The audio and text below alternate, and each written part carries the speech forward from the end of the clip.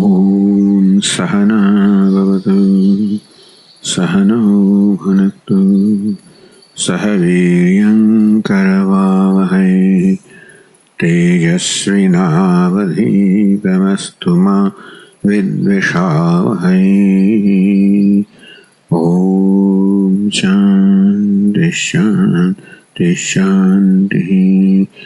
ॐ पूर्णमदः पूर्णमिदं पूर्णात् पूर्णमुदच्यते पूर्णस्य पूर्णमादाय पूर्णमेवावशिष्यते। ॐ शान्ति शान्ति शान्तिः। श्रुतिस्मृतिपुराणानाम् आलयं करुणालयं नमामि भगवत्पादं शङ्करं लोकशङ्करं। शङ्करं शङ्कराचार्यं केशवं बादरायणं सूत्रभाष्यकृतौ वन्दे भगवन्तौ पुनः पुनः। ईश्वरो गुरुरात्मेति मूर्तिभेदविभागिने व्योमवद्व्याप्तदेहाय दक्षिणामूर्तये नमः।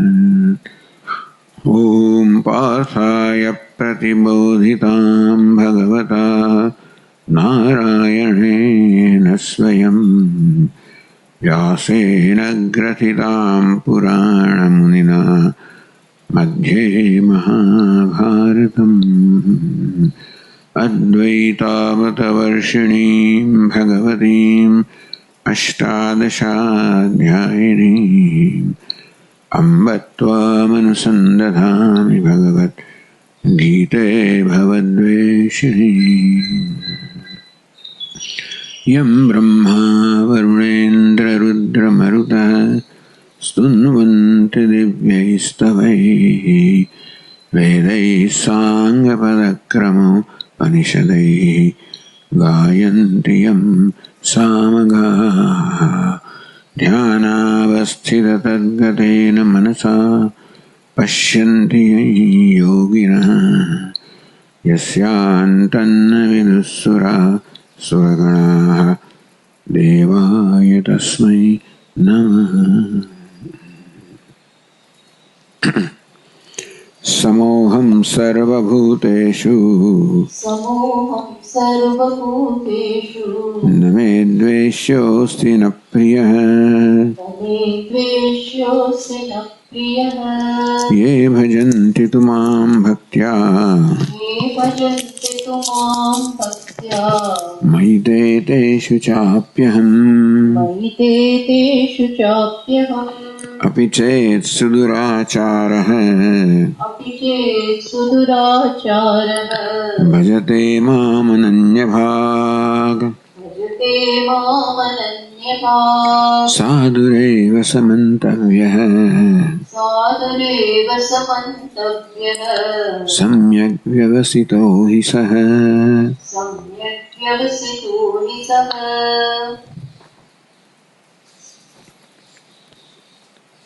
આ શ્લોકની ટીકામાં શંકરાચાર્ય મહારાજ એ કહ્યું પ્રારંભમાં कि ज्ञान से पावकतमत्वं प्रतिज्ञातम्। भगवान ने बीजा श्लोक में कहू पवित्रम इदमुत्तमम्। अज्ञान पवित्र से उत्तम છે પવિત્રમાં उत्तम છે તો કેવી રીતે પાવકતમત્વમ આ જ્ઞાન પાવકતમ છે સૌથી શ્રેષ્ઠ પવિત્ર કરનાર છે સૌથી વધુ પવિત્ર કરનાર છે પવિત્ર કરનારાઓમાં સૌથી શ્રેષ્ઠ છે। अपि चेत सुदुराचार कोई सुदुराचार हो सुतराम दुराचार है दुष्ट आचारो वृत्तम दुराचार है। जेनो आचार दूषित से ने दुराचार कहवाय અને સુતરામ અત્યંત દૂષિત છે ને સુદુરાચાર કહે આવો હોય અત્યંત અપવિત્ર છે। यदि पापिष्ठोपि वा स्यात् अत्यंत पापी होय तथा તથાપિ ટૂંકમાં આ પવિત્રતા આટલી બધી હોય તો પણ એટલે ટૂંકમાં જ્ઞાનની મહત્તા જો જ્ઞાન કેવું પાવન કરનારું છે કે આવી અપવિત્રતાને પણ દૂર કરી નાખે. એટલે આવી જાતનું કોઈ હોય પરંતુ આ જ્ઞાન પ્રાપ્ત થાય જન્માંતરીય પુણ્યકર્માતિશયન કોઈ પૂર્વજન્મના અત્યંત પુણ્યકર્મને કારણે સદગુરુ પ્રસાદાત એના પર કોઈ કહેતે ગુરુની કૃપા થઈ જાય પરતત્વ જ્ઞાત્વા પરતત્વનું જ્ઞાન થાય તો અનન્ય ભાગ અનન્યમ ભજતે અનન્ય ભાગ અન્યત ભજતે અન્ય ભાગ અન્યનું ભજન કરનાર અનાત્માનું ભજન કરનારને અન્ય ભાગ કહેવામાં આવે. અનન્ય ભાગ એટલે કે આત્માનું ભજન કરનાર. અન્યત એટલે અનાત્મા હોય તો અનન્યત એટલે અનન્ય એટલે આત્મા. અનન્ય ભાગ મામ પરમ બ્રહ્મ ભજતે મામ આત્મત્વેન ભજતી જેમને આત્મતય મારું ભજન કરે છે ચિત્ત પ્રસાદ સ્વાયાથાત્મ વિજ્ઞાનેન આમ ચિત્તની પ્રસન્નતામાં જન્મેલું આત્માનું યથાર્થ જ્ઞાન છે એ ભગવાન કે મારું ભજન કરે છે આત્મતયા મારું પરમ બ્રહ્મનું ભજન કરે છે જ્ઞાનતયા બ્રહ્મ એવાહમિતિ હું બ્રહ્મ છું इति अविक्रियम ब्रह्म सदा स्वयं अनुसंत काय भजन प्रकाश हो गयो अविक्रियम ब्रह्मैवाहमिति सदा स्वयं अनुसंधत्ते अविक्रिय ब्रह्म છે પ્રકારે સદા પોતાનું આત્માનુસંધાન કરે છે. આ પ્રકારનું ભજન આત્મતત્વના અનુસંધાનને ભજન કહેવામાં આવે. અહીંયા સર્વોત્કૃષ્ટ ભજન સ બ્રહ્મવેત્તા એ બ્રહ્મજ્ઞાનીને સાધુ જ માનવું જોઈએ ભલે એનું પહેલાંનું વર્તન ગમે તેવું હોય. એ પ્રકારે આ શ્લોક સમજાવવામાં આવે કે જ્ઞાન જન્મતા પહેલાં એ ગમે તો પાપી હોય પરંતુ જ્ઞાન જન્મ્યા પછી હવે એ સતત મારું પરમ બ્રહ્મનું ભજન કરે છે આત્મતયા અનુસંધાન કરે છે માટે એને સાધુ જ માનવું જોઈએ. સાધુ કોને કહેવાય? સદાચાર વત્તયા સત્પુરુષે વેદી જે સદાચાર ધરાવે છે એને સાધુ કહેવામાં આવે સત્પુરુષ કહેવામાં આવે.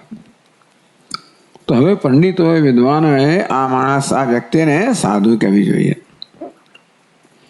ભવિખિયામ પાપી દુરાચાર બુદ્ધિમ ચક્વા બધાને જાણતા હોય ને પહેલા કેવો હતો પાપી છે દુરાચારી છે આ પ્રકારે એના વિશેની છાપ છે.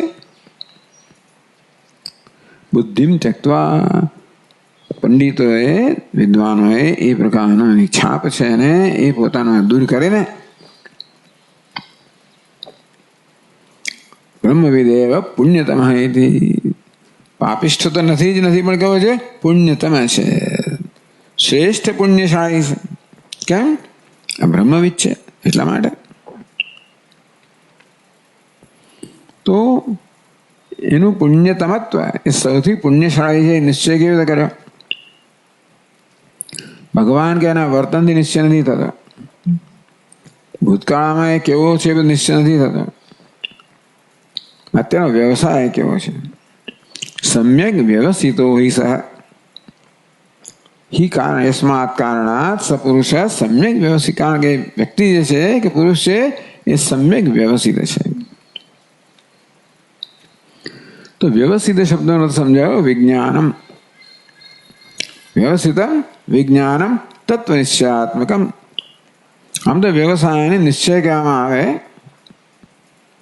એટલે વ્યવસ્થિતે અને એ વ્યવસ્થિતમ જેનાથી વ્યવસાય કરવામાં આવે નિશ્ચય કરવામાં આવે વસ્તુ યાથાત્મ્ય નિશ્ચયતે જેના વડે વસ્તુના તત્વના યથાર્થતાનો નિશ્ચય કરવામાં આવે એને વ્યવસ્થિત કહેવામાં આવે. વ્યવસ્થિયતે અને વ્યવસ્થિતમ જેના વડે વ્યવસાય કરવામાં આવે છે એ વ્યવસ્થિત એટલે કે વિજ્ઞાન જેના વડે વસ્તુના યથાર્થ નિશ્ચય કરવામાં આવે છે.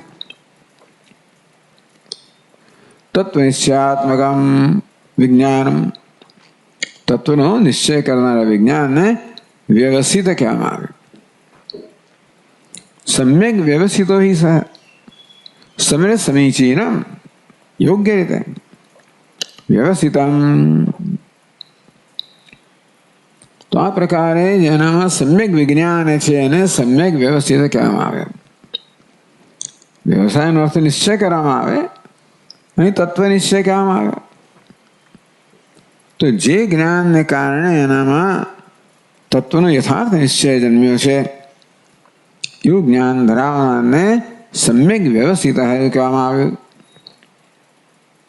એટલે કે જાતિ વર્ણ તદ્ધર્મ પદાદિ શૂન્ય, કે બ્રહ્મ અતિ નિર્મળ છે, નિર્દોષમ સમમ બ્રહ્મ. આ જાતિમાં, વર્ણમાં, કર્મમાં, ધર્મમાં આ બધામાં અશુદ્ધિ હોઈ શકે. ચાલો અપવિત્રતા હોય ઉપાધિમાં, પરંતુ આ સર્વ કારણ કે હવે કોઈ સંબંધ રહ્યો નથી એની સાથે, ઉપાધિ સાથે કોઈ સંબંધ ન રહ્યો માટે અપવિત્રતા સાથે કોઈ સંબંધ રહ્યો જ નથી. આકાશવત અતિ નિર્મલમ, પરમાત્મા કહ્યું છે આકાશ અતિ નિર્મળ, નિષ્ક્રિયમ નિત્ય મુક્ત સ્વભાવ પરમ બ્રહ્મ તદેવાહમિતિ. આ પ્રકારનો એનો વ્યવસાય કે આ પ્રકારનો નિશ્ચય, આ પ્રકારનું અનુસંધાન ભક્તિ ચાલે છે. તો ભક્તિનો આ અહીંયા અર્થ કરવામાં આવે. યત પરમ બ્રહ્મ તદેવાહમિતિ તત્વ સાક્ષાત્કાર જનિતમ સ્વભાવ નિશ્ચય લક્ષણમ વ્યવસ્થિતમ. તો સ્વભાવનો નિશ્ચય જેમ થાય એ પ્રકારના વિજ્ઞાનને વ્યવસ્થિત કહેવામાં આવ્યું. એવું ધરાવનારને સમ્યક સમીચીન, એનો વ્યવસાય સમીચીન તેને સમ્યક વ્યવસ્થિત કહેવામાં આવે. સાધુરેવ સમંતવ્ય યસ્માત સમ્યક જ્ઞાન સંપન્ન તસ્માત સાધુરેવ ઇતિ. તો કે સાધુતા એના જ્ઞાનથી નક્કી થાય છે. જાતિથી, વર્ણથી, ધર્મથી, કર્મથી કશાયથી નહીં, એના પૂર્વ ઇતિહાસથી પણ નહીં, અત્યારે કદાચ એનું વર્તન એવું હોય તો પણ નહીં. એનામાં કયા પ્રકારનો વ્યવસાય છે, નિશ્ચય છે, કેવું જ્ઞાન છે. તો સમ્યક જ્ઞાન સંબંધ છે એ સાધુ જે છે. એની ઉપાધિ ગમે તેવી હોય, એનો ભૂતકાળ ગમે તે, એનો પછી કે વર્તમાનમાં ગમે તે હોય, સર્વજ્ઞા પૂજનીય છે ભાવ. આ મહાપુરુષ છે, પૂજનીય છે બધા જ માટે. તો આ કહ્યું કે આવું પૂર્વનું જે કંઈ અપવિત્રતા છે આ જ્ઞાન કેવું સર્વ દૂર કરીને મનુષ્યને પવિત્ર બનાવે છે એ પ્રકારે કહ્યું. હવે કહે છે કે આ જ્ઞાની મહાપુરુષ કદાચ એના આચારમાં કે અપવિત્રતા જણાતી હોય, 553 અપિચેત સુદરાચાર ત્રીજી પંક્તિમાં બ્રહ્મનિષ્ઠો બ્રહ્મવિદ્યતે, બ્રહ્મનિષ્ઠ છે, બ્રહ્મજ્ઞાની અતિ છે. કોઈ કારણસર એનામાં દુરાચાર આપણને દેખાય. દુરાચાર કેમ થયો? તો કે છે કે એટલે સુદુરાચાર અતિનંદિત આચારોપી. બ્રહ્મજ્ઞાની મહાપુરુષ અન્યની દ્રષ્ટિએ અત્યંત દુરાચારી જણાય તો પણ કેમ? બ્રહ્મ પ્રમાદાભ્યામ, વ્યવહારના સ્તરે છે. તો દુરાચાર કયા સ્તરે છે?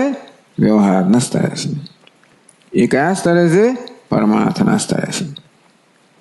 આપણી પાસે એને માપવાનું બીજું કોઈ સાધન માપદંડ નથી. આપણે કોઈ વ્યવહારથી જ માપીએ ને, વ્યવહારથી માપવાની જે બધી રીતો છે એ રીતે તો એ સુદુરાચાર જ નક્કી થાય. તો બ્રહ્મજ્ઞાની આવું કેમ થઈ ગયું? સ્વયં બ્રહ્મ પ્રમાદાભ્યામ, ભ્રમને કારણે. પ્રમાદ એટલે બેદરકારીના કારણે.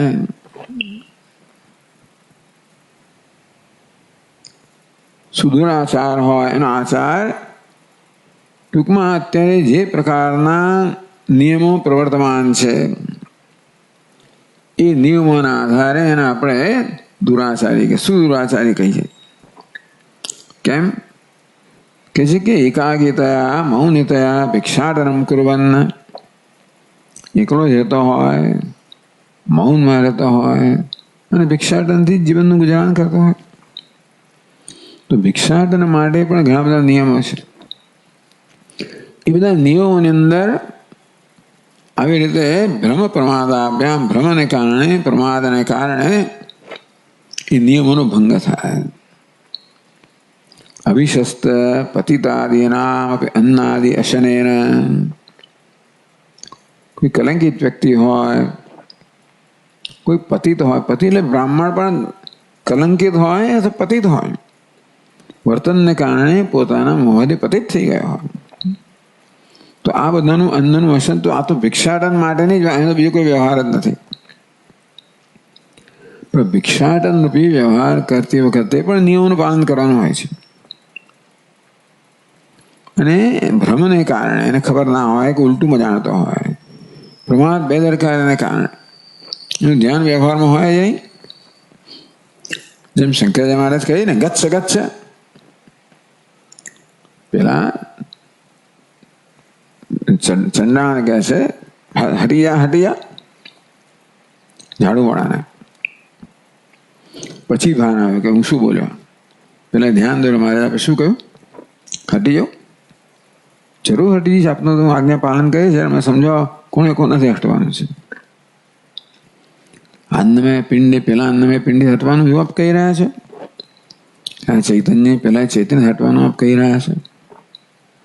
એટલે પૃથ્વી પર આવી ગયા, વ્યવહારમાં આવી ગયા, અને તરત પછી પ્રાયશ્ચિત્ત કર્યું. તરત સાષ્ટાંગ દંડવત કર્યા. એવું પણ એ લોકોની ચિંતા હોતી નથી આવું કરવાની. તો અભિમાન હોતું નથી ને, ઘમંડ નથી હોતો. એટલે કે છે કે આ પ્રકારે મૌની હોવાને કારણે, તપાસ ન કરી હોવાને કારણે, જ્ઞાન ન હોવાને કારણે એ ભિક્ષાટન દરમિયાન આ પ્રકારે જેને ત્યાંથી ભિક્ષા ન લેવી જોઈએ, જે ન ખાવું જોઈએ એ વસ્તુ એને લીધી કે ખાધી. અથવા સતી દેશકાળ વૈષમ્ય, ક્યારેક કરવું પડે માટે દેશ અને કાળની વિષમતાને કારણે અમુક સ્થળમાં કશું મળતું જ ના હોય, અમુક સમયે કશું ના મળતું હોય, અને ત્યારે દુષ્ટાન ભક્ષણ, તે વખતે દુષ્ટન દૂષિત અન્ન છે એનું ભક્ષણ કરવું પડે શરીરને જાળવવા માટે. ક્વચિત ચાંડાલ આદિ સંપર્ક, આવો સંપર્ક ના કરવો જોઈએ, સ્પર્શે પણ ના કરવો જોઈએ, થઈ જાય ભ્રમથી, પ્રમાદથી. અત્યંત દોષી ભવે, આ બધાને અત્યંત દોષ કહેવામાં આવે. આ સંસ્કૃતિમાં આ બધી વસ્તુઓ માટે એટલી બધી કાળજી છે કે આ પ્રકારના દોષ આવો અત્યંત દૂષિત થઈ ગયો હોય માણસ, તો હોય પણ અંદરથી કેવો છે? અનન્ય ભાગ. તો ભાગ શબ્દને વૃત્તિ કહેવામાં આવે અહીંયા આ જગ્યાએ. એટલે ભજતી ભાગ બરોબર છે, એટલે વિષયાકારમ ભજતી ભાગ વૃત્તિ, વિષયાકાર વૃત્તિ અને ભાગ એમ કહેવામાં આવે. ન વિદ્યતે અન્ય મદ વિદિતો વિષય યસ્યાસા, જે વૃત્તિમાં હમ સિવાય બીજો કોઈ વિષય જ નથી, એને આ પ્રકારની વૃત્તિને અનન્ય ભાગ, આ પ્રકારની વૃત્તિ ધરાવનારને અનન્ય ભાગ કહેવામાં આવ્યો. કે જેની વૃત્તિમાં અહમ સિવાય કશું છે જ નહીં, સર્વત્ર માત્ર આત્મદર્શન જ છે. તો એના મગજમાં શું ધ્યાન છે? અહમન્નમ અહમન્નમ અહમન્નમ, અહમન્નાદો હમન્નાદો હમન્નાદ. અન્ન પણ હું છું, અન્નાદ પણ હું છું, ભોજન પણ હું છું, ભોજ્ય હું છું, ભોગતા હું છું, ભોજન હું છું. એની વૃત્તિમાં તો આ સિવાય કઈ છે જ નહીં.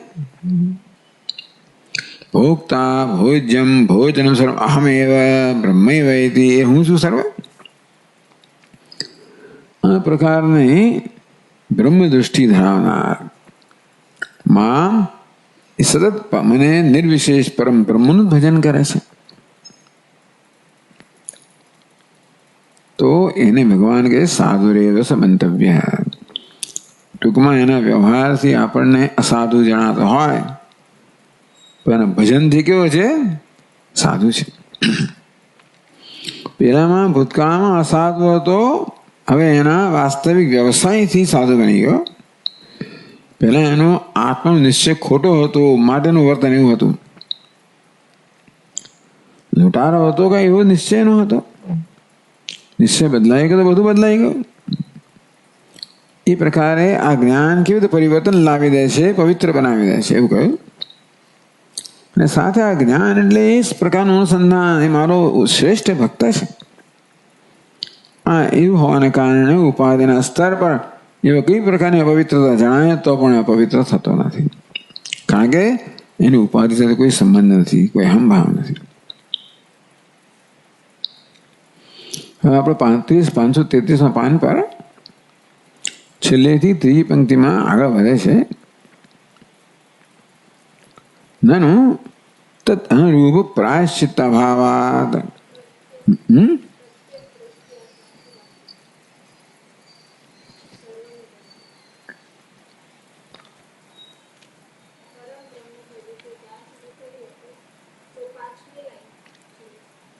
એવું છે.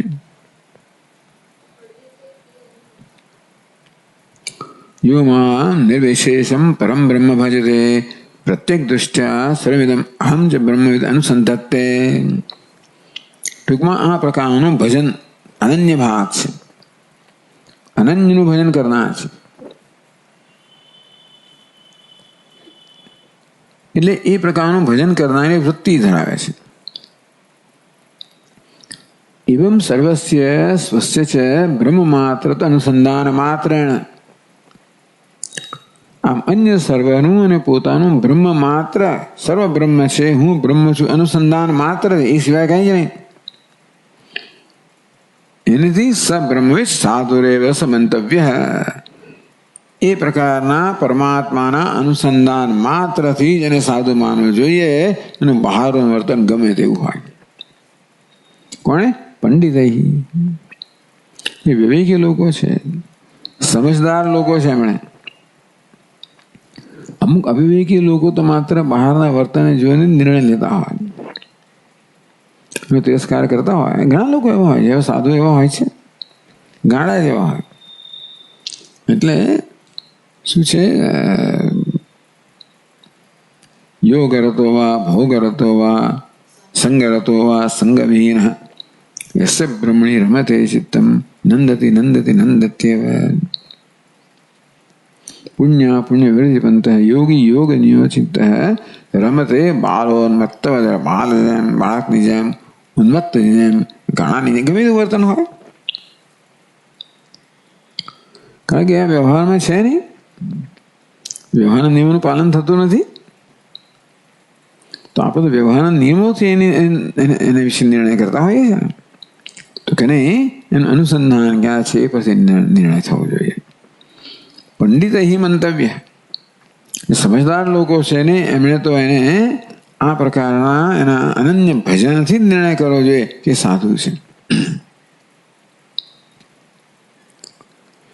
ટૂંકમાં આ દ્વારા કહ્યું ભગવાને કે આ પ્રકારનું અપવિત્ર વ્યવહાર હોય તોય પણ એનું જ્ઞાન એને પવિત્ર કરી દે છે. એવું થયું ને એનો અર્થ. વ્યવહાર અપવિત્ર હોય તો આપણે પવિત્ર કેમ કહો છો ભાઈ?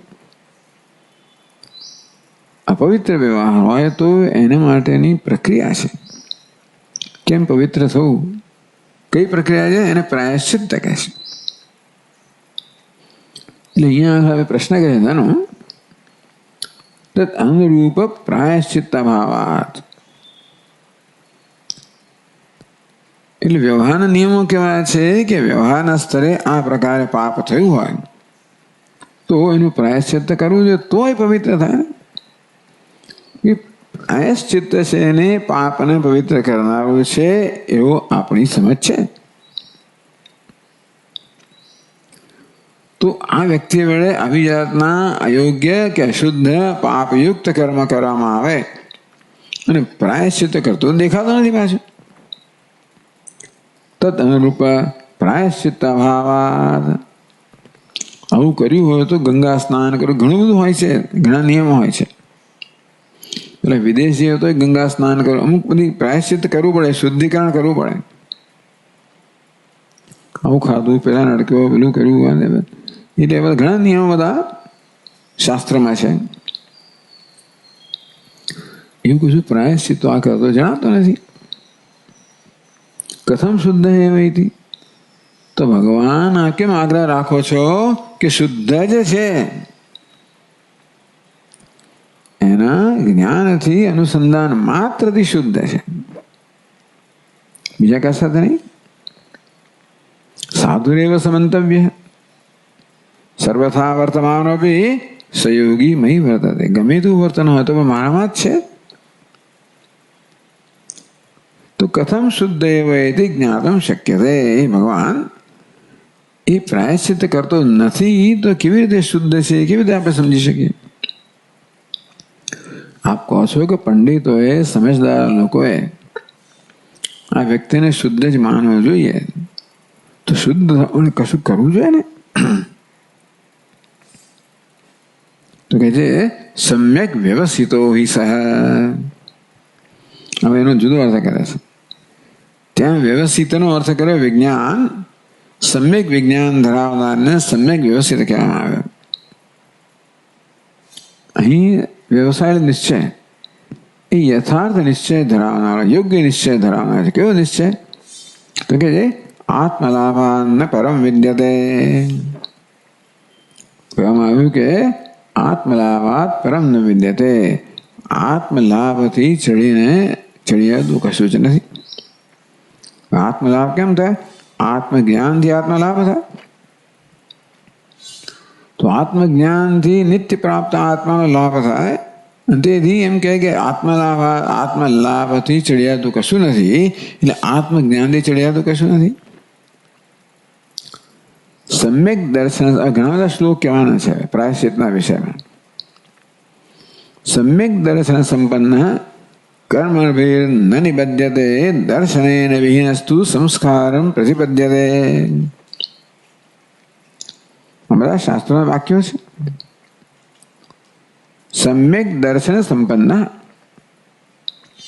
યથાર્થ દર્શન ધરાવનાર, અહમ બ્રહ્મા સર્વમ ખવિદમ બ્રહ્મ, અહમ બ્રહ્મ, આ વાક્યનું દર્શન ધરાવનાર છે. આવા દર્શનથી જ્ઞાનથી સંપન્ન છે. કર્મભિર ન નિબધ્યતે, એ કર્મથી બંધાતું નથી. આત્મા ક્યારેય કર્મથી બંધાય નહીં. બંધન તો ઉપાધિને જ લાગે, પણ આત્મામાં ક્યારે લાગે? ઉપાધિમાં અહમભાવને, અભિમાનને કારણે જાણે કે આત્મામાં બંધન લાગે. બાકી આત્માને ક્યારે બંધન નથી. સમ્યક દર્શન સંપન્ન, જે યથાર્થ દર્શન ધરાવનાર છે, જાણે છે કે આત્માનાત્મ વિવેક બહુ સ્પષ્ટ છે. મનોબુદ્ધિ અહંકાર ચિત્તાની નાહમ ન ચ શ્રોત્ર જીહ્વે ન ચ ઘ્રાણનેત્રે ન ચ વ્યોમભૂમે ન તેજો ન વાયુ ચિદાનંદ રૂપ શિવોહમ શિવોહમ. એટલે હું કઈ પંચમહાભૂત નથી, સ્થૂળદેહ નથી, સૂક્ષ્મદેહ નથી, કઈ નથી. આ પ્રકારના દર્શન સંપન્ન છે એને ઉપાધિ સંબંધ નથી. કર્મ સર્વ ઉપાધિના સ્તરે થઈ રહ્યા છે, અને કર્મનું પરિણામી ઉપાધિના સ્તરે હોય જે આને લાગતું નથી. અને વાસ્તવમાં તો કર્મ થઈ જ નથી રહ્યું. આ મહાપુરુષ કયા જ્ઞાનમાં નિષ્ઠ છે? અકર્તા આત્માના જ્ઞાનમાં નિષ્ઠ છે. નૈવ કિંચિત કરોમીતિ યુક્તો મન્યેત તત્વવિદ. એ પ્રકારનું જ્ઞાન ધરાવનાર છે કે તત્વવિદ મન્યેત, તત્વવિજ્ઞા પ્રકારનું જ્ઞાન છે. નૈવ કિંચિત કરો, હું કંઈ જ કરતો નથી. ઇન્દ્રિયાણી ઇન્દ્રિયાર્થેષુ વર્તન્તે. ઇન્દ્રિયો પોતાના વિષય સાથે વ્યવહાર કરે છે. હું તો કંઈ કર્મ કરતો નથી. જે કર્મ કરે એને કર્મનું ફળ બંધન હોય. કર્મ કરતો જ નથી. કર્મભિર ન નિબધ્યતે. આવો જ્ઞાની મહાપુરુષ કર્મથી બંધાતો જ નથી. તો કોને આ પ્રકાર તો પછી કર્મ બહુને બાંધે છે. દર્શનેન વિહીનસ્તુ સંસ્કારમ પ્રતિપદ્યતે. આ પ્રકાર દર્શનથી વિહીન હોય, જેનામાં આત્મનાત્મ વિવેક ન હોય, ઉપાધિમાં અહમ બુદ્ધિ હોય, તો ઉપાધિ સંસ્કાર જાણે કે એનામાં પડે. દર્શનેન વિહીનસ્તુ, જે આ પ્રકારના સમ્યક દર્શન રહિત છે એ સંસ્કારને પ્રાપ્ત કરે. બરાબર છે, એટલે બંધનને પ્રાપ્ત કરે. ટૂંકમાં કર્મના સંસ્કાર પડવા એટલે પુણ્ય પાપ જે કે હોય સંસ્કાર એને પડે, જેનામાં આવું જ્ઞાન નથી. પછી ઘણા શ્લોકો કહે, જો આગળ 534 પાન પર, પ્રાયશ્ચિત્તમ બ્રહ્મવિદ યતેસ્તુ બ્રહ્મવેદનમ દોષ પ્રસક્તો અન્યન્ન શાસ્ત્રદૃષ્ટમ વિધીયતે.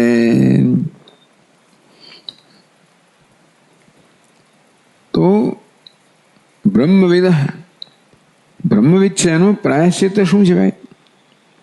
બ્રહ્મવેદનમ, બ્રહ્મવિદ યતે, છઠ્ઠી વ્યક્તિ, જે બ્રહ્મજ્ઞાની છે, યતિ છે, એને માટે બ્રહ્મવેદનમ પ્રાયશ્ચિત્તમ. બ્રહ્મવેદન બ્રહ્મજ્ઞાન, બ્રહ્મજ્ઞાન જ એનું પ્રાયશ્ચિત્ત છે. બ્રહ્મજ્ઞાની માટે બ્રહ્મજ્ઞાન જ પ્રાયશ્ચિત્ત છે. દોષ પ્રસક્તો, દોષનો પ્રસંગ આવે ત્યારે અવદોષ થઈ જાય તો અન્ય શાસ્ત્રદૃષ્ટિ ન વિધીયતે, એના માટે શાસ્ત્રમાં બીજું કોઈ પ્રાયશ્ચિત્તનું વિધાન નથી. બ્રહ્મજ્ઞાની માટે બ્રહ્મજ્ઞાન સિવાય પ્રાયશ્ચિત્તનું કોઈ વિધાન, એટલે તો બધા આપણે સ્મૃતિ ગ્રંથો આપણે જોઈએ,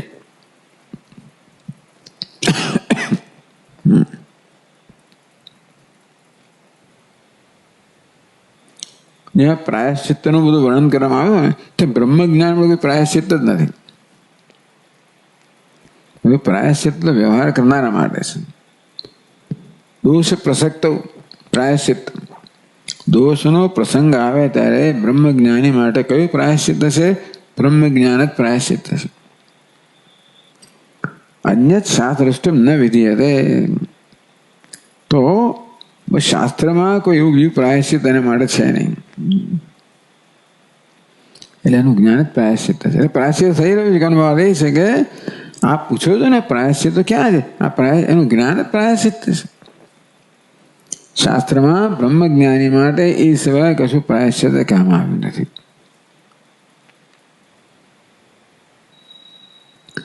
અધિપાપ પ્રસક્તો બી ધ્યાન નિમિષમચ્યુતમ ભૂયસ તપસ્વી ભવતી પંક્તિ પાવન પાવન. અધિપાપ પ્રસક્તો બી, મહાપાપથી યુક્ત થઈ જાય તો પણ કોઈ કારણસર મહાપાપ કરી બેસે, કોઈને માટે કહેવાય, કોઈ પણ વ્યક્તિ હોય જે મહાન પાપ કરી બેસે એની માટે પણ ધ્યાન નિમિષમ અચ્યુતમ, અચ્યુતમ નિમિષમ ધ્યાન, અચ્યુતનું ક્ષણભર માટે ધ્યાન કરવામાં આવે. નિમિષ એટલે પલકારા સુધી, એક ક્ષણ. ના છે ને થોડું ખટાખટ થાય છે ને, જો ફેર પડે તો અચ્યુતમ નિમિષમ ધ્યાન, અચ્યુતનું એક નિમિષ માત્ર, એક ક્ષણ માત્ર ધ્યાન કરે. ભૂય તપસ્વી ભવતી, એની ફરી પાછો તપસ્વી બની જાય છે. વધારે દૂર થઈ ગયો વિચારો.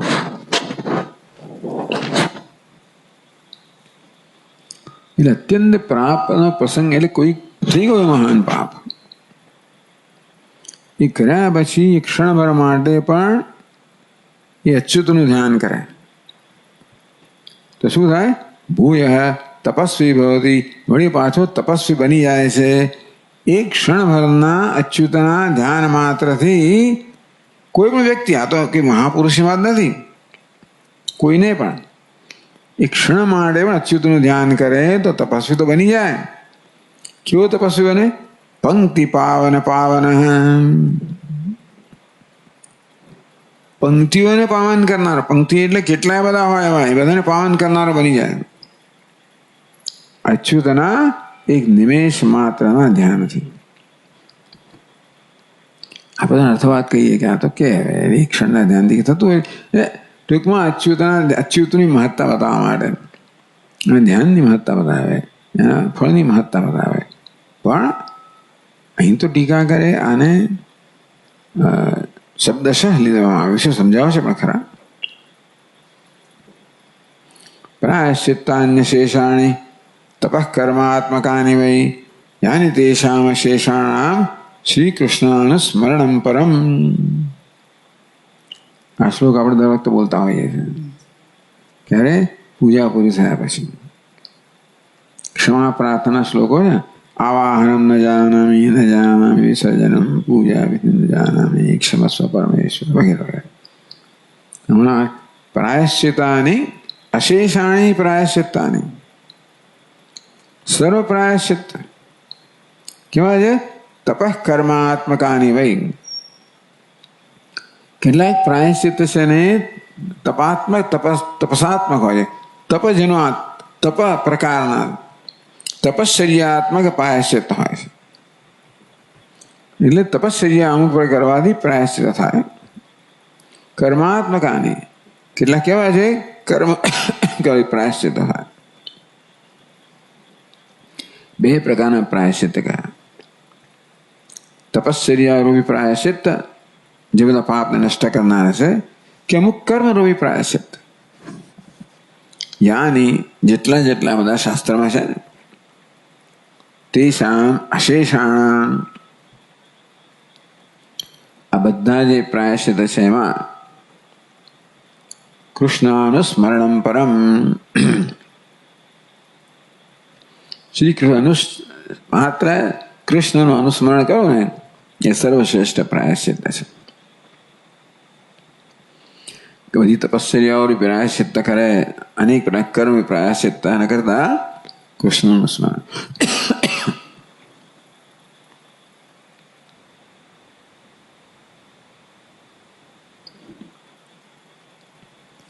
यदि कुर्यात् प्रमादेन योगी कर्म विगर्हितम्, यदि योगी प्रमादेन विगर्हितम कर्म कुर्यात्, गर्हित निंदित निंदनीय, विगर्हितम અત્યંત નિંદિત કર્મ કરાય પ્રમાદથી. આમ તો યોગી કોને કહેવાય? સાવધાન અને યોગી કહેવાય. પણ આવું કોઈ નિંદનીય કર્મ થઈ જાય. પ્રમાદથી કરવું એટલે જાણી જોઈને ના કરવું. પ્રમાદ એટલે બેદરકારી કે બેધ્યાનપણું. તો બેધ્યાનપણામાં કંઈક થઈ જાય. જેમ દશરથ રાજા વડે પેલા શ્રવણના પિતાનું મૃત્યુ થઈ ગયું ને, એ કંઈ જાણી જોઈને નથી કર્યું,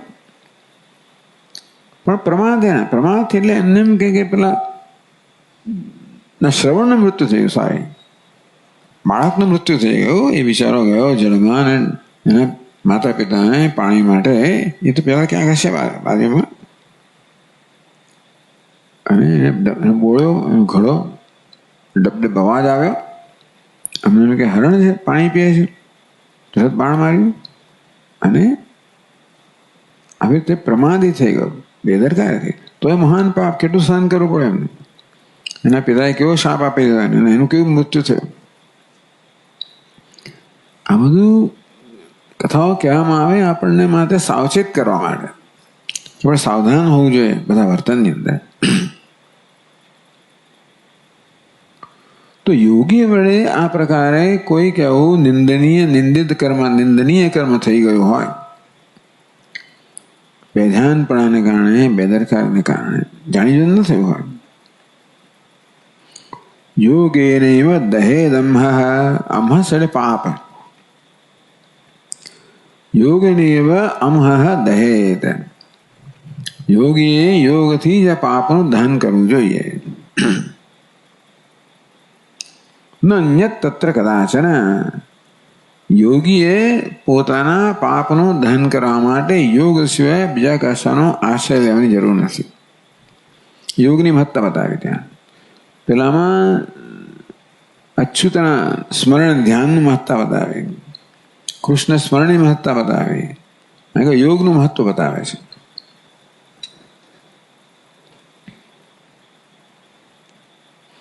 એટલે યોગની સાધના કરે છે એ જ પ્રાયશ્ચિત. અહીંથી વધારે કંઈ કરવાની જરૂર નથી. સ્વે સ્વે અધિકારેયા નિષ્ઠા ગુણ પરિકીર્તિત વિપરીતસ્તુ દોષસ્ય ઉભયોરેશ નિશ્ચય. ગુણ ને દોષનો નિશ્ચય કેમ કરવો? કોને ગુણ કહેવાય, કોને દોષ કહેવાય? નિશ્ચય કેમ કરવાનો? સ્વે સ્વે અધિકારે યા નિષ્ઠા, પોતપોતાના અધિકારમાં જે નિષ્ઠા છે. બ્રાહ્મણને એક અધિકાર હોય, ક્ષત્રિય બીજો હોય, વૈશ્ય ત્રીજો હોય, શૂદ્રને ચોથો હોય, વ્યાધને કસાઈને જુદો હોય, ચંડાળને, એ બધા પોતાને એ પ્રકારનો અધિકાર છે.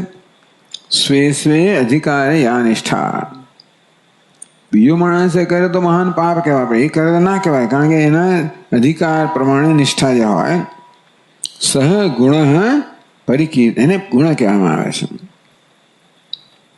પોતાના અધિકાર પ્રમાણે પોતાના ધર્મ પાલન કરવું એને જ ગુણ કહેવામાં આવે. વિપરીતસ્તુ દોષસ્ય, એ સિવાય શ્રેયાન સ્વધર્મો વિગુણ પરધર્માત સુનિષ્ઠિતા. આમ પોતાના ધર્મ પાલન કરવું એ જ ગુણ છે. વિપરીતસ્તુ દોષ, શુદ્ર બ્રાહ્મણનું કામ કરવા જાય, એમાં કથા છે કે એક અશુદ્ધ તપસ્યા કદાચ મારી નાખવામાં આવે, એનો અધિકાર નથી. આપણે આ તો આવી કથાઓ છે બધી. વિપરીત એટલે ટૂંકમાં અમુક બધા કર્મો કરવામાં આવ્યા, એનો નિર્ણય કેમ કરવામાં આવ્યો? આ વ્યક્તિનો વધ થવો જોઈએ, નિર્ણય કેમ થયો? કે વિપરીત દોષસ્ય, પોતાના અધિકાર કરતા વિપરીત કર્મ કરે મહાન દોષ છે, એ સજા કરવામાં આવી. ઉભયો એશ નિશ્ચય, ઉભયો ગુણ દોષયો. આ ગુણ અને દોષનો આ પ્રકારનો નિશ્ચય છે કે પોતાના અધિકારમાં નિષ્ઠા છે એને જ ગુણ કહેવાય, અને અધિકાર કરતા વિપરીત કર્મ કરવું એને દોષ કહેવાય. એટલે ભગવાન કહે તું ક્ષત્રિય જ્યાં સંન્યાસી થાય તો જ કર્મ છોડી શકે. એ પોતે જે અત્યારે અવસ્થામાં છે ગૃહસ્થાશ્રમમાં ક્ષત્રિય, અને એવો રહીને છોડે તો બધું મહાન દોષ થઈ જાય અર્જુન માટે. એટલે ટીકાકારે આ બધા શ્લોકો અહીંયા આગળ ઉદ્ધૃત કર્યા. જેના માટે પ્રાયશ્ચિત્ત માટે. પ્રશ્ન શું હતો કે આ જ્ઞાની પુરુષ કશું પ્રાયશ્ચિત્ત કરતો જણાતો નથી. એનાથી પ્રમાદથી કે કોઈક રીતે આ બધા આવું ખરાબ કર્મ થઈ ગયું હોય તો પણ આપ કહો છો કે એને સાધુ જ માનવું જોઈએ, તો ભાઈ પ્રાયશ્ચિત્ત તો કરતો નથી. તો આ બધા શ્લોકોના ઉદાહરણ દ્વારા કહેવામાં કે પ્રાયશ્ચિત્ત થઈ જ રહ્યું છે. બ્રહ્મજ્ઞાની માટે બ્રહ્મજ્ઞાન જ પ્રાયશ્ચિત્ત છે. એ સિવાય બીજા કોઈ પ્રાયશ્ચિત્ત, યોગી માટે એ પ્રાયશ્ચિત્ત છે. અને જે કોઈ પોતાનો ધર્મ નું અનુસરણ એ પ્રાયશ્ચિત્ત છે. ઇત્યાદિ વચનૈ જ્ઞાનિનઃ જ્ઞાનમેવ પ્રાયશ્ચિત્તમ. તો જ્ઞાની માટે જ્ઞાન જ પ્રાયશ્ચિત્ત છે. બ્રહ્મવેદ યતેસ્તુ બ્રહ્મવેદનમ પ્રાયશ્ચિત્તમ. પહેલી પંક્તિમાં કહેવામાં આવ્યું કે બ્રહ્મજ્ઞાની માટે બ્રહ્મજ્ઞાન જ પ્રાયશ્ચિત્ત છે. એથી આ બધું મનુસ્મૃતિ વગેરે આવે છે. મન્વાદ્યનામ નિશ્ચિતમ, મનુ વગેરે શાસ્ત્રકારોએ આ બધો નિશ્ચય કરેલો છે. તત્વ વ્યવસ્થિતમ, આ પ્રકારનો નિશ્ચય જેનામાં છે કે શાસ્ત્ર આ પ્રકારે નિશ્ચય કરેલો છે. સમીચીનમ વ્યવસ્થિતમ, શાસ્ત્રકારનો નિશ્ચય છે ને એનો સારી રીતે નિશ્ચય જેનામાં થયેલો છે કે આ જ પ્રાયશ્ચિત્ત જે પ્રકારનો નિશ્ચય જેનામાં છે. સહ સમ્યક વ્યવસ્થિત समीचीन प्रायश्चित्तवान एव इत्यर्थः। तो सम्यक व्यवस्थित શું અર્થ કર્યો? सम्यक समीचीन व्यवस्थित प्रायश्चित्तवान કે ભાઈ આ શાસ્ત્રકારોએ આ નિશ્ચય કર્યો છે પ્રાયશ્ચિત્ત વિશે. એવો જો નિશ્ચય છે એ જ્ઞાન માત્રથી જ પ્રાયશ્ચિત્ત થઈ ગયું. શાસ્ત્રકારો એનો નિશ્ચય થઈ ગયો. સમીચીન પ્રાયશ્ચિત્તવાન, સમ્યક વ્યવસ્થિત એટલે સારી રીતે જેને પ્રાયશ્ચિત્ત કર્યું છે એવો થઈ ગયો. કઈ શાસ્ત્રકારોએ આ પ્રકારે પ્રાયશ્ચિત્ત વિશે નિર્ણય કર્યો છે અને એ જેનો નિર્ણય છે.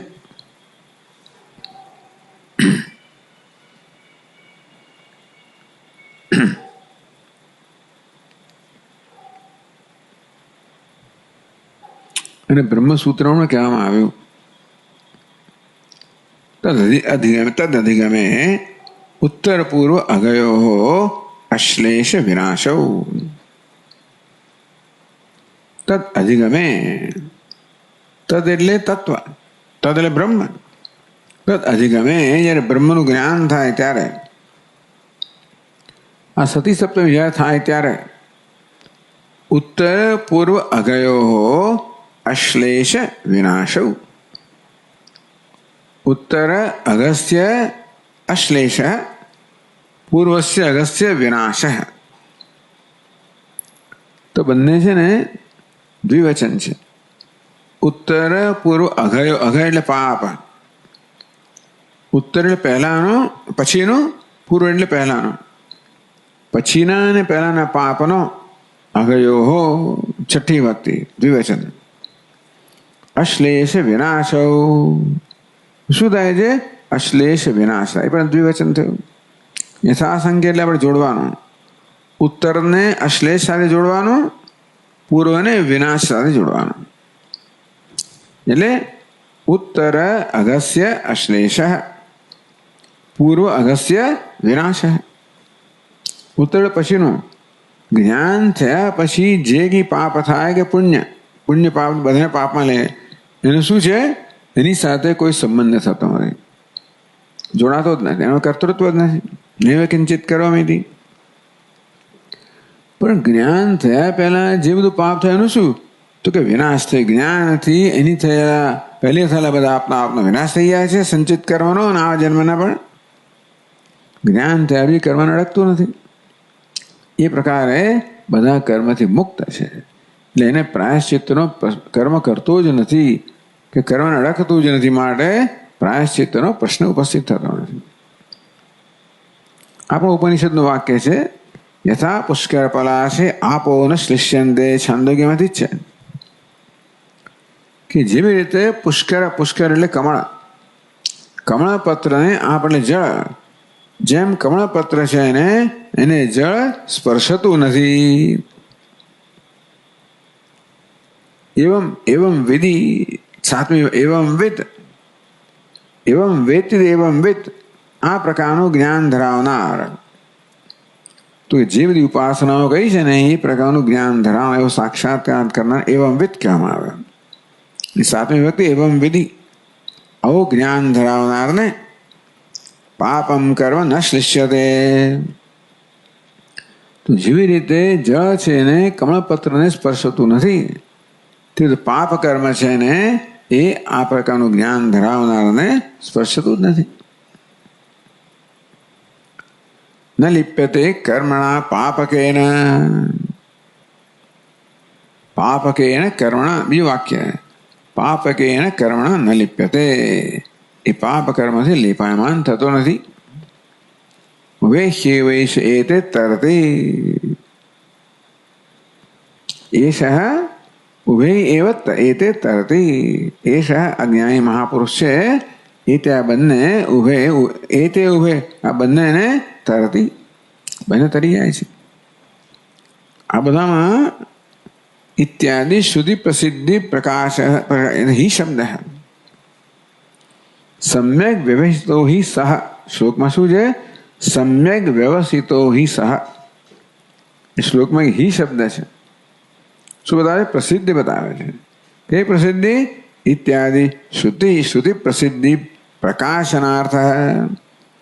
શ્રુતિના આ બધા વાક્યમાં કહ્યું છે ને એને પ્રકાશિત કરનારો એ હિ શબ્દ છે. ક્યાં તો જાણીતું છે, કોને જાણે ક્યાં છે? શ્રુતિમાં કહેવાયેલું જ છે. એ જ અમે કહીએ છીએ. ભગવાન કે શ્રુતિમાં જ નિશ્ચય એ અમે કહીએ છીએ. તો સમ્યક વ્યવસ્થિત છે એ શુદ્ધ છે. વ્યવસાય જેને શુદ્ધ કરે છે. વ્યવસાયનો અર્થ જ્ઞાન કયું, ભક્તિ કઈ, અનુસંધાન કયું, એ જેને શુદ્ધ કરે છે. ઓમ પૂર્ણમદ પૂર્ણમિદમ પૂર્ણાત પૂર્ણમુદચ્યતે પૂર્ણસ્ય પૂર્ણમાદાય પૂર્ણમેવાવશિષ્યતે. ઓમ શાંતિ શાંતિ શાંતિ. શંકરં શંકરાચાર્યં કેશવં બાદરાયણં સૂત્રભાષ્યકૃતૌ વંદે ભગવन्तौ પુનઃ પુનઃ. ઈશ્વરો ગુરુરાત્મેતિ મૂર્તિભેદવિભાગિને વ્યોમવદ્વ્યાપ્તદેહાય દક્ષિણામૂર્તયે નમઃ. ઓમ શાંતિ શાંતિ શાંતિ. હરિ ઓમ. શ્રી ગુરુભ્યો નમઃ. હરિ ઓમ.